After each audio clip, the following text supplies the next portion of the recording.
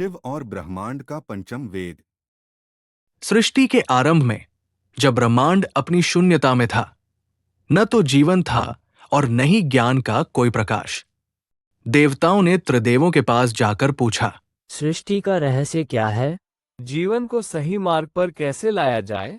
ब्रह्मा ने कहा, हमने वेदों को रचा है, उनमें सभी उत्तर हैं। लेकिन महादेव शांत बैठे रहे। एक दिन देवी पार्वती ने शिव से पूछा, स्वामी, 4 वेदों में सब कुछ है, फिर भी ऐसा क्यों लगता है कि मनुष्य सच्चे सुख और शांति से वंचित है? शिव मुस्कुराए और कहा, पार्वती, वेद 4 हैं, ये सत्य है, परंतु जीवन का सबसे बड़ा रहस्य अभी प्रकट नहीं हुआ, जो कि ब्रह्मांड का पंचम वेद है, और यह वेद अभी सृष्टि के लिए अज्ञात है। पार्वती ने उत्सुकता से पूछा, पंचम वेद क्या है स्वामी? तब शिव ने अपने त्रिनेत्र से एक ज्योति प्रकट की। वो ज्योति ब्रह्मांड के हर कोने में फैल गई। उसके भीतर एक अनोखी शक्ति थी। शिव बोले, यह पंचम वेद है करुणा। जब तक मनुष्य अपने भीतर करुणा का प्रकाश नहीं जगाएगा, ज्ञान अधूरा रहेगा। यह वेद आत्मा से आत्मा का जुड़ाव है। पार्वती।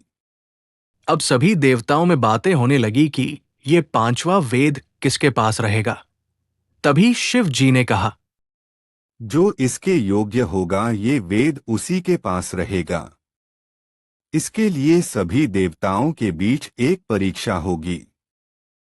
फिर सभी देवताएं भी इस परीक्षा के लिए तैयार हो गए। तभी पंचम वेद की परीक्षा भी प्रारंभ हो गई। शिव ने देवताओं को बुलाकर कहा, यह वेद उन तक पहुंचेगा जो इसकी शक्ति को समझ सकें। इसे केवल वह धारण कर सकता है जो दूसरों के दुख को अपना समझे। देवताओं ने यह सुनकर सोचा कि वे सबसे योग्य हैं। इंद्र ने आगे बढ़कर कहा, मैं इसे धारण करूंगा। शिव ने उसे पंचम वेद सौंप दिया, पर जैसे ही इंद्र ने वेद को स्पर्श किया, वो भारी हो गया। इंद्र ने कहा, यह असंभव है, ये तो मेरी शक्ति से बाहर है। शिव मुस्कुराए और उन्होंने कहा, यह वेद बल या ज्ञान से नहीं, बल्कि त्याग और प्रेम से धारण होता है। तभी एक साधारण चरवाहा, जिसने सबकी बातें चुपचाप सुनी थी, आगे बढ़ा। उसने कहा, महादेव, मैं इसे धारण करने की इच्छा रखता हूँ, लेकिन मैं साधारण मनुष्य हूँ। शिव ने पूछा, तुम क्यों योग्य हो? चरवाहा बोला, मुझे दूसरों की मदद करके सुख मिलता है।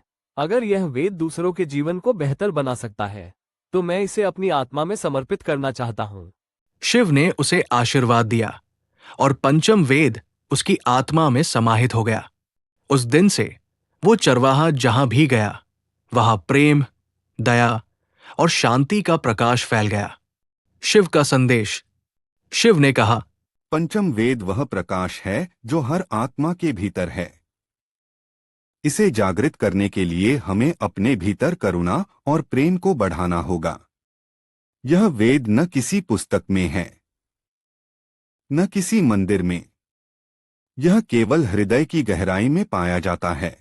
यह सुनकर सभी देवताओं और ऋषियों ने शिव को नमन किया और समझ गए कि सच्चा ज्ञान दूसरों की भलाई में है। अंतिम सीख। इस कहानी से ये शिक्षा मिलती है कि ज्ञान और शक्ति तभी सार्थक है जब हम उन्हें दूसरों की भलाई के लिए उपयोग करें। महादेव का पंचम वेद सिखाता है कि करुणा ही सच्चा धर्म है। Thanks for watching.